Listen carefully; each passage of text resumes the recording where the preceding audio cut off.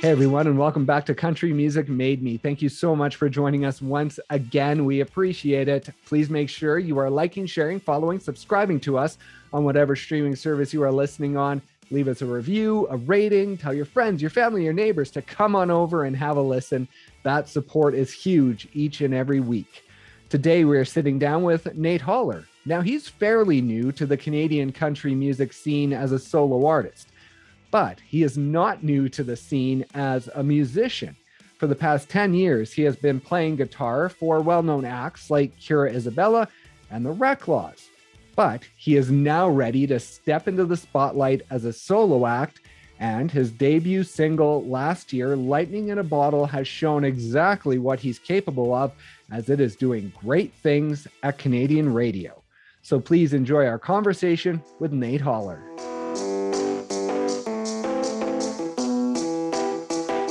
Growing up in Waterloo, you're self-taught on the guitar. Now, do you have a specific moment or a specific age or moment in time where music really started to grab hold of you in that way that made you want to take that step in learning it? Yeah, I remember I had picked up a guitar. I couldn't do anything on it, but in my earlier years, I would just kind of bang on it or whatever. Honestly, until I was 14, and I saw a concert. It was this Australian guy who played all these didgeridoos, and he made these stomp boxes so he had bare feet, and he would kind of bang on things. And that was in high school, early on. Oh, and okay. And I was like, I have to do that. So I started learning, but when I really knew this is what I was going to do was a Christmas assembly, or it might have been a talent show or something. And my friend Gavin Barry, I'll give him a little shout out. He signed me up, and we were going to do a thing together, perform a song together. And I was reluctant, didn't want to do it. And then he signed me up, and I had to. It was day of. I tried to get out of the performance, but Miss Reed would not let me. The principal would not let me do it. And what grade was thank that? Goodness, that was probably 10 or 11, grade 10 or 11. But yeah, I'm glad she didn't let me out of it, because it turned into from that moment on, I was set 100%. When it came time to pick electives, there was no more science. Right. There was none of that. It was anything I could do to just do music all the time. And so early on, when you talk about just sort of banging on it and picking at it, who had the guitar in the family that you kind of got accustomed to when you were younger? Yeah, I remember my brother having one, and a couple of our really close family friends, they were playing. But I think there was just one in our house always, and just since I can remember, and I started there, I guess. And I need to know about your grandpa, because he sounds like an interesting character. He was a radio guy and TV guy, and I think you even have said that he had drinks with Johnny Cash back in the day. Yeah, so he says. I don't have, actually, I do have proof, because Johnny signed a message to one of my aunts, actually. Oh, really? So yeah. But yeah, he was in radio and television. I just remember being it's so cool that Grandpa does that. I didn't know what it meant, really. I still kind of don't. I know he was a disc jockey for a while and interviewed people, and he worked his way up to kind of running stations and things like that. But right. It was always so interesting that he kind of followed this path that he wanted to do, that people tell you those types of things don't happen, but he just stuck with it. And that got me I was I can do this music thing. And as far as the rest of the family goes, with your mom and dad, were they musical in any way and helping you drive forward in that regard? I think my mom has her grade 8 in piano. So I think she plays some piano, but they were never I shouldn't say never. They weren't really actively playing, but they had music on in the house constantly.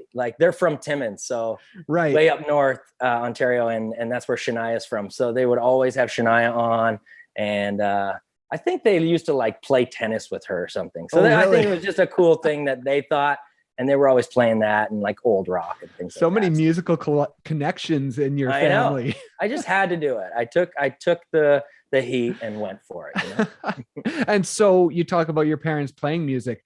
Was it quite a bit of country then growing up? Is that what you gravitated towards? I loved Johnny Cash from the get-go, like most people do, especially because my grandpa, I was like, well, if he's into this, I want to be.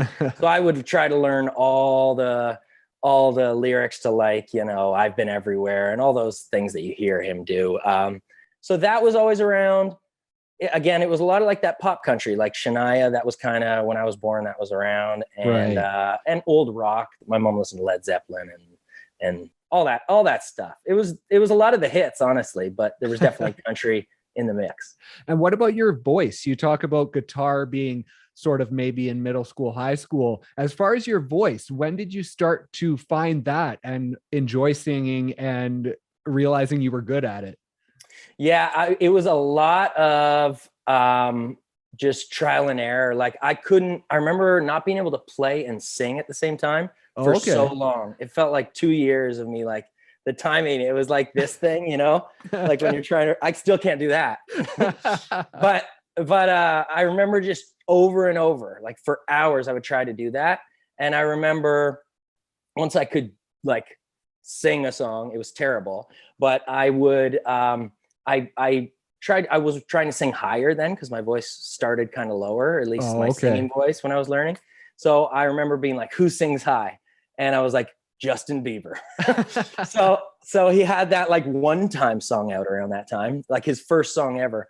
And I remember just starting with a capo on, like no capo on a guitar, then capo, just making it higher and higher.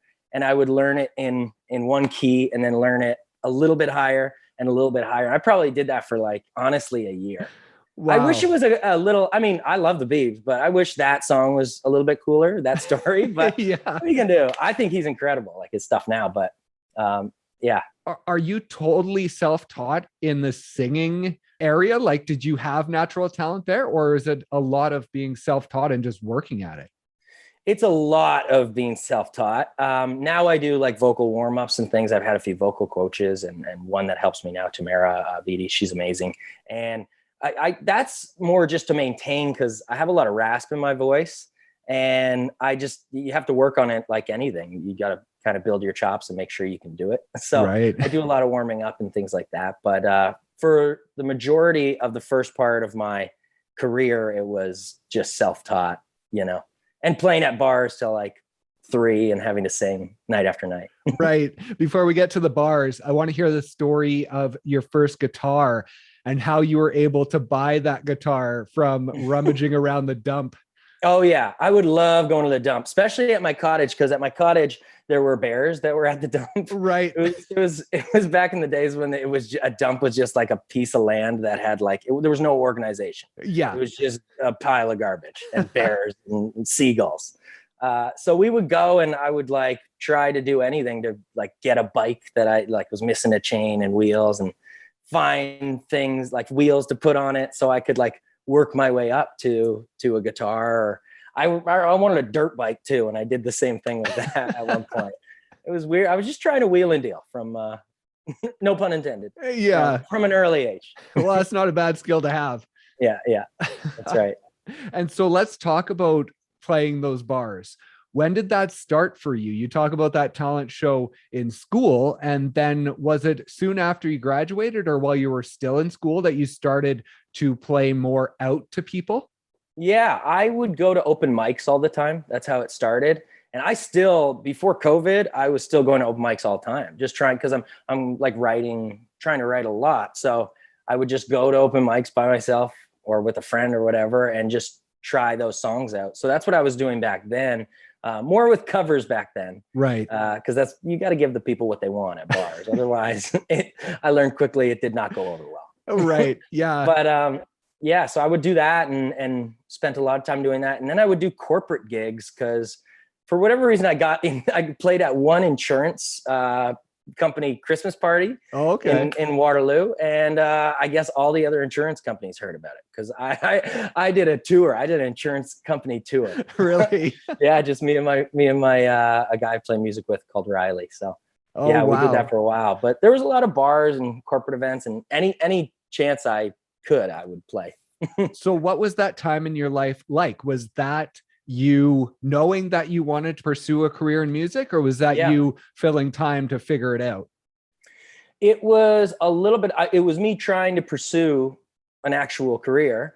But I think it's tough to figure out. Like for me, it was very tough. I started like when I was like going to do it, I was working with this guy called Zubin Thacker, Yeah. who's amazing. I still work with him to this day, but he was always like, find out what you want to do, because I was trying to write like pop music for a little while, and Oh, okay. it just didn't feel like me really. So I spent a lot of years figuring out that it's back to the roots, back to just me and the guitar country. And because that was in me with what my parents were listening to and stuff, it made a lot of sense, and it does now with this project. But it was a lot of figuring out what I wanted to do in there, and trying to build chops, like going from not playing a lot live, just trying to get any show and figure out what works and what doesn't. Right. And did you feel comfortable on the stage right away, especially in those bars where no one's necessarily listening to you, but you have to play like they are? Yeah, for 4 hours. Yeah. your background music for 4 hours. But I think that helps a lot. Like it was not comfortable at first, but you get more and more comfortable with, like, not necessarily that you're flopping over and over, but people not listening. And then you start seeing what works, like what turns ahead to, what songs, what tempo, what keys good for my voice. You're figuring all these things out as you're doing it. So right. It was amazing. Like even the open mics, I want to go back to playing open mics after COVID's over, because it's so helpful. You're trying to convince people that don't know who you are that they should listen to you and hear your songs and your voice. Yeah. When did you hook up with Kira Isabella? When did that all start to form and you sort of diverged from the solo act into being a guitarist for someone else? How did that all happen? Yeah, well, Zubin was MDing. He started playing some country gigs, and he got this Kira gig. He was music directing Kira. And I remember being like, that seems so cool. Kira seemed awesome. I went to a couple shows to see him play with the band and her. And she was just so nice, and we kind of hit it off right away. And there came a time, I was probably 19, maybe 18 or 19. I'm not good with time, but I was pretty young, and it was early on. And Zoom was like, if you can learn these acoustic parts and these harmonies, you can come on the road with Kira and me. We're opening for Terri Clark on like a cross Canada tour. Oh, okay. And I was so scared, because I was like, I've never done anything like this. That was kind of my first. I'd play bars and open mics and that sort of thing, but this was like, you got to be rock solid for the most part. I can't mess up my parts. So I spent a lot of time practicing that, and then we went on the road. And acoustic tour is scary too, because there's definitely no room for errors. It's you're so stripped down, and on it was theaters, and it was quiet in there. Right. And yeah, so that was like the best. Like the fact that him and Kira brought me on that tour, like, helped me so much, because I got to see how it worked right from the get-go, like how touring worked. And we were following Terry's bus, and we were driving in like a Ford Explorer Expedition. And I remember we flew out west, and we got there, and Zubin realized that Kira and I weren't old enough to drive the rental car. Oh, really? Yeah, because you can only drive like the small compact cars when you're like just have your G2 or whatever. Right. So poor guy had to drive the entire way across Canada. And we had to be there at the same time as the bus, but the bus drives overnight, like through the night. So people sleep while the driver drives. But we would have to like get any sleep we could, and then poor Zubin would have to, get behind the wheel and drive us there. And it was awesome, but yeah, crazy experience. Well, yeah, exactly. Like, what is that like in the fact of one day you're playing bars, working towards, I want a solo career, to all of a sudden being a part of a band and traveling across Canada and being in, like, quote unquote, the industry all of a sudden? Yeah. I was like blown away. And I think that's like one of the best experiences I've had so far. As I say, it was so crazy seeing, I was in this back seat of this car watching every part of the industry. From really, no one cared. As long as I played my parts right, I could just kind of watch and see how things worked. And it was a dream come true. And like right then, I knew that the goal was always going to be a solo career. But in that moment, and for a while, I ended up playing with the Reklaws too. And yeah, it was just like those experiences are like one of a kind, and I'm so thankful for them. How cool was that in starting with her on the acoustic tour with Terri Clark, and then by the end you were playing these shows with Keith Urban and Darius Rucker and Jason Aldean and all these big guys? Like, what was it like to sort of have that experience with Kira and build into that? It was amazing. I got to see a lot of her. I'd like see her off to writing trips, and we need more songs. All the struggles that any artist has during their career, and the the great times too. But to just be a part of that camp, and a lot of those guys, like the players that were playing with her, they play in my band, and they play with the Reklaws, and it's really cool to see how everyone's kind of coming up. And Zubin MDs for Shawn Mendes now, and it's like it's seeing everyone and where they're going, and specifically the artist that I'm playing for is so cool. It's unbelievable. When your time ended with Kira and you moved over to the Reklaws, was there time in between there that you started to think of a solo career, or were you just so in it that you just kind of moved from one to the other and you were still just focused on sort of that band life? Yeah, right towards like when I was getting, like when Kira stuff was wrapping up for me, I met Callum Maudsley, who's now my musical director, and he was filling in for a guitar player in Kira's band.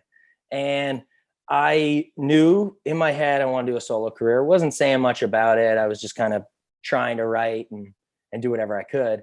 And I met him, and musically we just clicked. So it was like, I met him twice, and he was like, we should get like a house where we just do music all the time. So we moved into a house that's actually just down the street. We still live in the neighborhood. And that's when the Nate Holler project really started like coming together. And as I say, I still work with him, and I will continue to for a long time. And we were just writing towards it. We were playing with the Reklaws, but when we weren't doing that, we were writing music and producing little demos and doing whatever we could to kind of get that project pushed along. And have you always had the solo in the back of your mind, or were there times like when you were with Kira that you sort of forgot about it because how busy you were and how well things were going just playing guitar in a band? Yeah, you definitely, like, that felt comfortable and so fun being a part of that. But for me, it was always there. I was like just trying to learn, soak up as much as I could. People were just like, be a sponge, just learn as much as you can then. And I always had that in my head that the solo thing was going to be the thing, but it was awesome, incredible stepping stones that I can't believe I got the opportunity to do. And during that time, were you involved in writing as well? Were you able to work your chops in writing along with Kira and along with the Reklaws at all? Or was that more just on the side that you were doing on your own? Kira and I started writing a little bit. We only did a few sessions here or there. And then I was doing a lot on the side with other people, and mainly Callum and anyone associated with kind of his stuff. Right. And then he got the Reklaws gig, actually, Callum.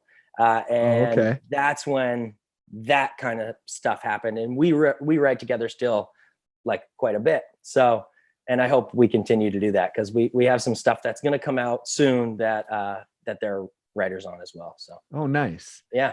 And so in 2016, January, on your social media, you had a post that there was going to be a song called Holiday that was going to be released. Was that a solo track from you?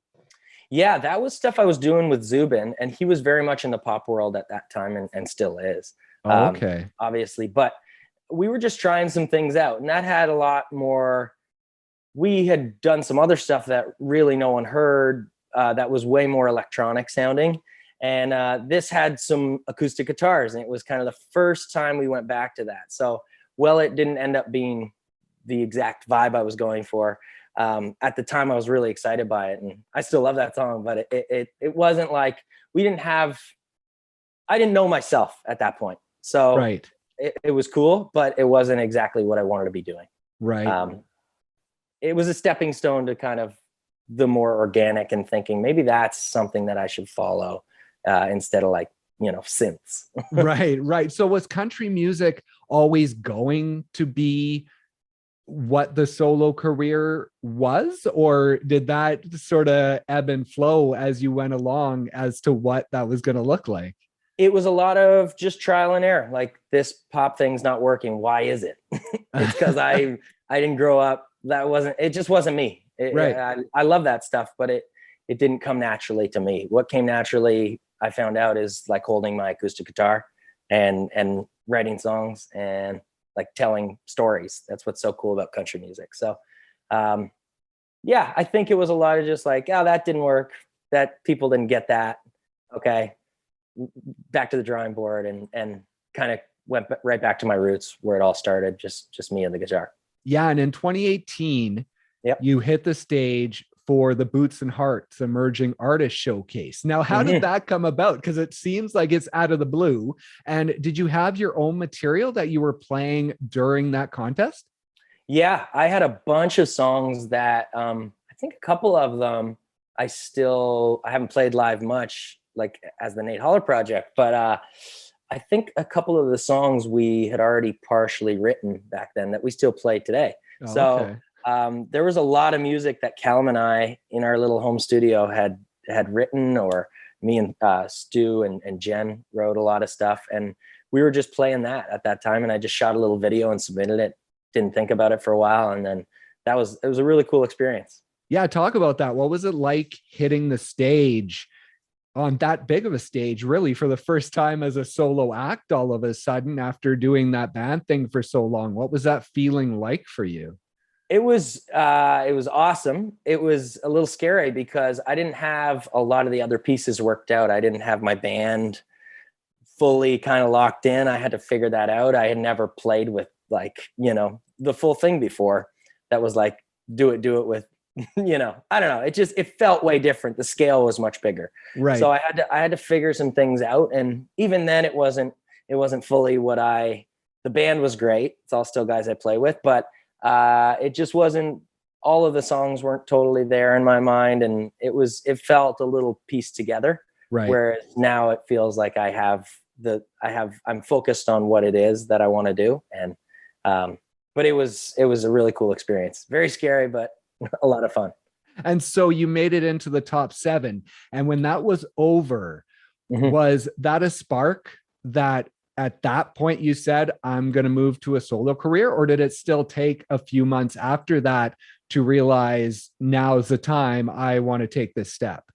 Yeah, that was that definitely kind of lit a fire where I was like, I know I can do this. I didn't end up, on top of that, but it was like, I 100% can do this. I know I can. It's just figuring out the songs, the kind of timeline of when I'll release things. Yeah, there were so many things. I still obviously day to day, like honing in my songwriting like chops. So, right.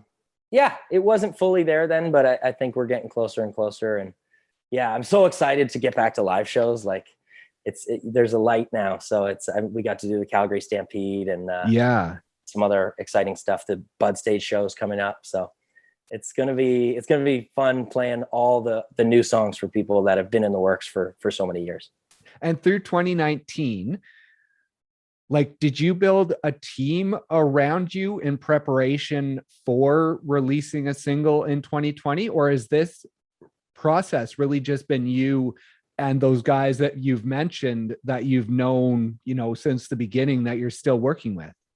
Well, I work with most of those people still, but I started meeting like through the Reklaws. I met the whole Starseed camp and Shannon and I started meeting some of their contacts and working with them. A lot of the guys down in Nashville doing some Zoom writes, like Todd Clark and Travis Wood and Gavin Slade have been really kind of instrumental in all this too. Oh, okay. And Stu and Jen, they were really nice to take me under their wing and be like, talk to Shannon, talk to Mike, who are now my managers, and see what they think about stuff. I was bouncing ideas, and it came pretty naturally and it was casual at first, but we took it to the next level. Yeah. Yeah. And it's been amazing working with those guys and kind of just expanding the team, keeping the same kind of, keeping it all true to what I want to do, but Right. they got the kind of vision that I had and Callum had early on. And yeah, it's been awesome. And with Lightning in a Bottle, was it released when it was supposed to? Did you have any apprehensions about releasing your very first single as a solo artist when you did in 2020 and maybe waiting till it could possibly get out there more? Or were you just focused on getting a single out there? Well, as I said, like I was writing for so many years. We had a lot of songs, and kind of last minute, we had maybe a different plan of what the first single was going to be. We weren't exactly sure on the date. Right. And then I heard, because I'm actually not a writer on Lightning. Yeah. Sean Austin, Travis Wood, and Gavin Slate wrote it. And I think maybe Shannon sent it to me and was like, "What do you think of this?" And I was like, I loved it. It just felt like something I related to, and I thought other people were going to. So we put my voice on it, and it kind of just naturally came like that. And it was just something people are going to hear, stuff that I'm a writer on, definitely in my project in the coming months. But I just knew I had to do that song. So it was kind of just came naturally, and weird time to release. Like I would love to be doing interviews like this in person and and meeting radio hosts and PDs and all sorts of stuff. But it was really cool at the Stampede hearing, because it's been on the radio, and hearing people sing the song back. Like it was a crazy moment. So I think I'm glad we did it that way, but it definitely was a strange time during COVID. And was it strange, like you say, after all these years of writing yourself and having all these songs written, was it strange to kick things off with a song that you didn't write after all? I thought about it. I was like, do I want people to hear something I wrote at first? And I think that song speaks to my project really well. So that didn't bother me. Like, I was excited and really appreciative that those guys were cool with me cutting that song. And I think it kind of goes along with what you're going to hear in the future. And it's a great starting place for me. And it just made sense with the project. So it no hesitations. Right. And grew up on your second single, very much based on you growing up. Mm-hmm. How exciting is it to release a song like that as a new artist that represents who you are and can tell the fans, this is who I am?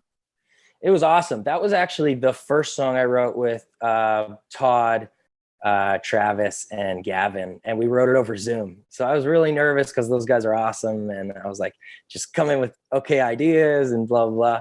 And it was a really cool experience working with them and telling the story and just hearing about their upbringings and what went into kind of what shaped them. And it was cool shooting the video too for it, because I got to go home and see all the places that I hadn't been in so long. I'd like mountain bike dad and all these crazy things that I did and the way I came up, and kind of putting that visual to the song was really cool too. And now you talked about the Calgary Stampede. Mm-hmm. Tell me what it was like just emotionally for you. Was it your very first show other than Boots and Hearts as a solo artist? Yeah, it was like the real thing. And we were like, we had songs out for real. And so it was so surreal, and the COVID stuff there, like it all felt very safe, but there was a lot of people, and it was the adrenaline was through the roof. And I think people need live music so bad. Like, I know I do. So to have everyone in there, everyone was so psyched up to be there and seeing shows again. So unbelievable experience. And you've done it thousands of times. You've jumped up on stage with your guitar to play to crowds far bigger than that. But was it a different feeling seeing as you were front and center this time? 100%. It was crazy. It was like just heightened, even that feeling that I love so much about playing or to any crowd or playing guitar for another artist. It was just, all the kind of writing work and working on my guitar and my vocals. It's all like riding, like I believe myself. So it was just riding on like, let's just do it now. It's time. So it was a wild feeling. Yeah.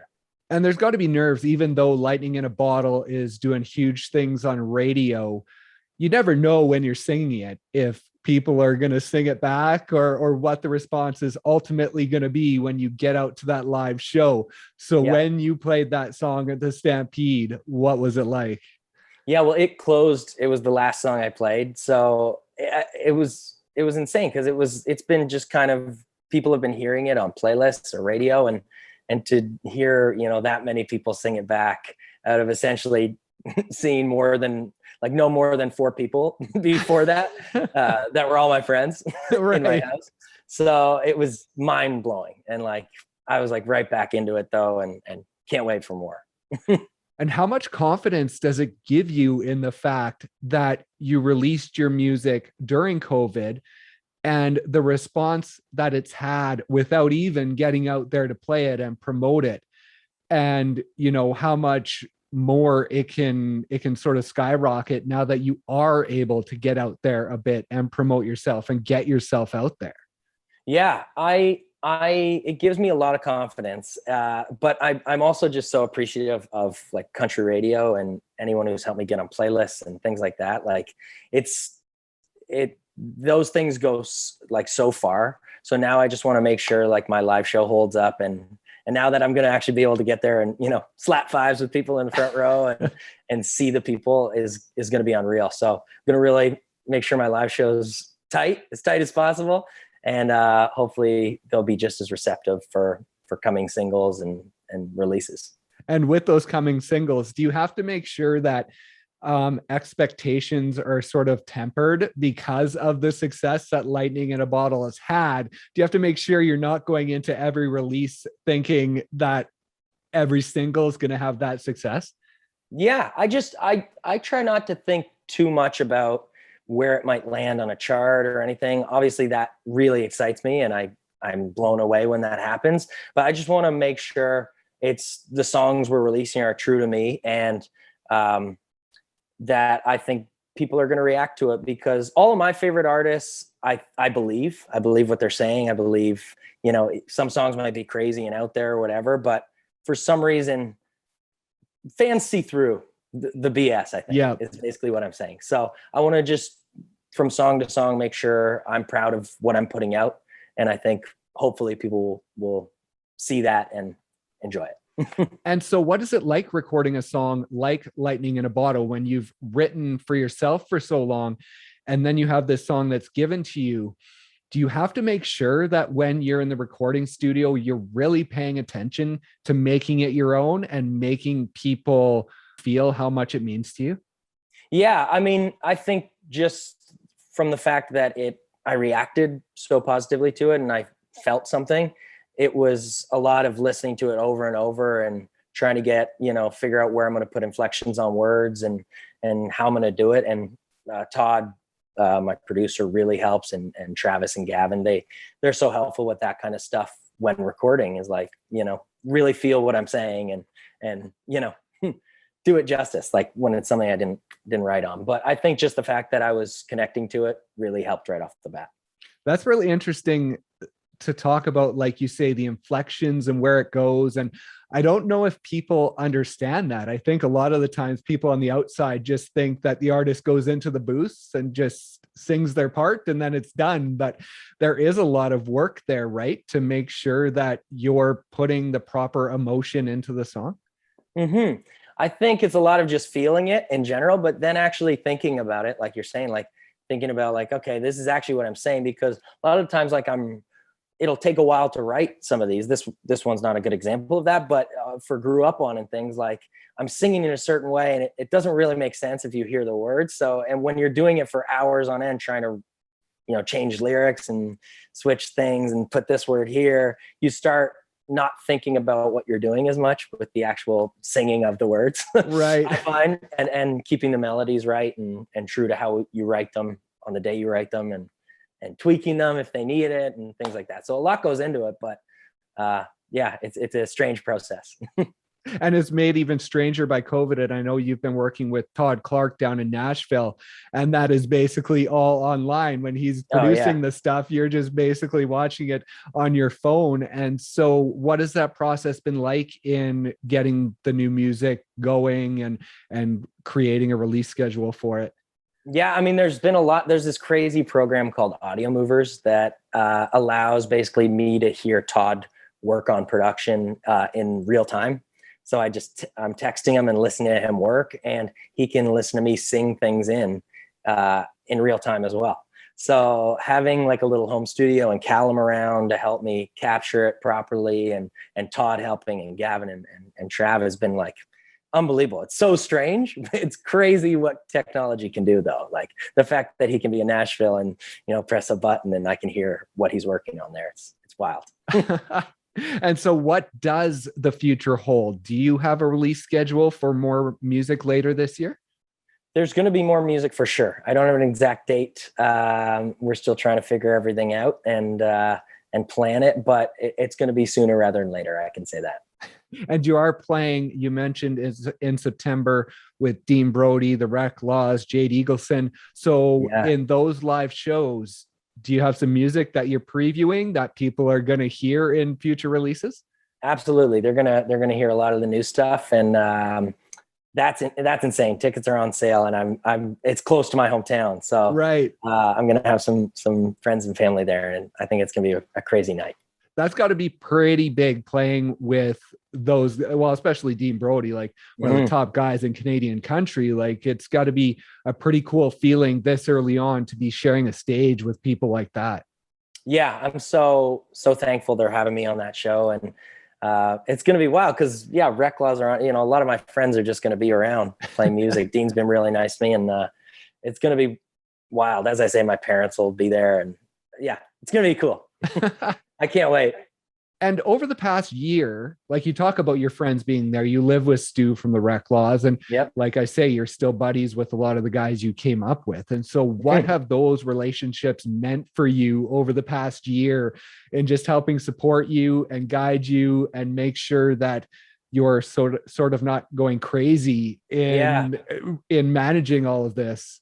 Yeah, it's been unbelievable. Like, so I live with Stu and Callum, and having them just even on a personal level during COVID, like having roommates was amazing because we were able to hang out, and then we just started working on stuff. And I think kind of right at the beginning, there's a lot of negatives from COVID, obviously, for everyone.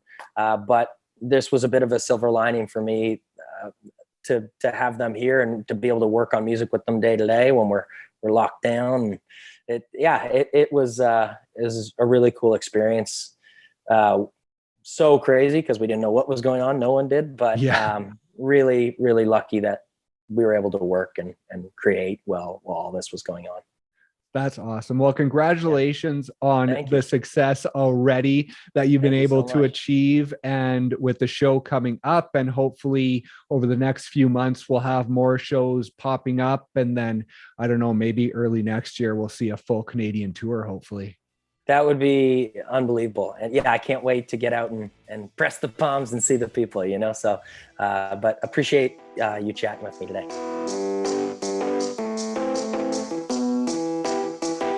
Thank you guys once again so much for listening. And thank you to Nate for stopping by and sharing his story. Be sure to check out his singles, Lightning in a Bottle and Grew Up On, and keep a lookout for new music coming throughout the year. Please also make sure to like, share, follow, subscribe to us on whatever streaming service you are listening on. You can leave a review, a rating, tell your friends, your family, your neighbors to come on over and have a listen. That support is huge for us. Thank you once again for listening, and we'll see you next time on Country Music Made Me.